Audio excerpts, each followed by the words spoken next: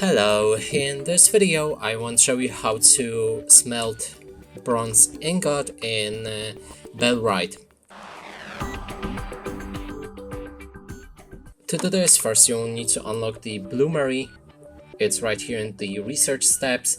Then build it somewhere in the camp, and what you need for bronze ingot is some wood to make a fuel, also copper ore and the tin ore. So let me get some wood.